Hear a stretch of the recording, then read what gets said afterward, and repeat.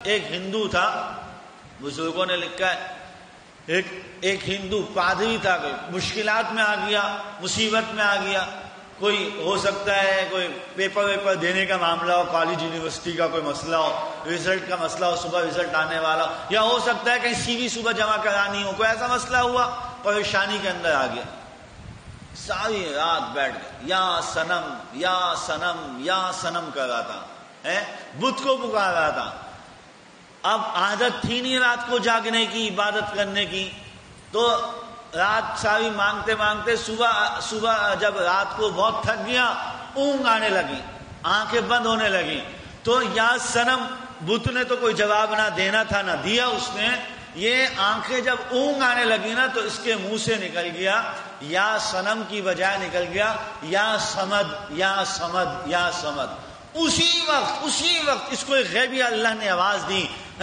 لبیک یا عبدی، بول میرے بندے کیا بات ہے مجھ سے، تو نے اب پالنے والے کو پکارا ہے، ابھی تک تو بتوں کو پکارا تھا، یہ بت کوئی جواب نہیں دیتے، اب تو نے پالنے والے کو پکارا، بتا کیا چاہیے تجھے۔ اس کو اللہ نے کہا ہے رب المشرق والمغرب لا الہ الا ہوا فاتخذہ وکیلا۔ حضرت غالباً مولانا قاسم نانوتوی رحمۃ اللہ علیہ نے لکھا ہے، یا حاجی امداد اللہ مہاجر مکی نے لکھا ہے، ایک شخص ہندو بنیا حضرت کے برابر میں رہتا تھا، مر گیا، بنیا تھا مر گیا، حضرت نے دیکھا خواب میں اس بنیے کو، ہندو کو دیکھا جنت میں گھوم رہا ہے۔ حضرت نے اس سے پوچھا کہ بھائی تم یہاں کیسے؟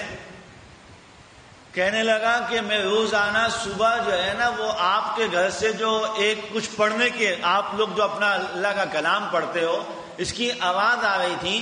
تو میں روزانہ صبح یہ سنتا تھا، مجھے مزہ بہت آتا تھا اس کو سن کے، لیکن سمجھ نہیں آتا تھا۔ تو ایک دن میں نے کہا کہ اے رب، اے اللہ، جس چیز کے اوپر یہ ایمان لاتا ہے نا حاجی، اسی پہ میں بھی ایمان لاتا ہوں۔ مجھے معلوم نہیں تھا کہ تمہارا ایمان کیا، تمہارا مذہب کیا، تمہارا دین کیا، میں نے یہ سوچا کہ اس کلام کے پڑھنے سے دل کو سکون ملتا ہے، اس لیے میں نے کہا جس پر یہ ایمان لائے اسی پہ۔ اللہ تعالیٰ نے میرے لیے جنت کا فیصلہ فرما دیا،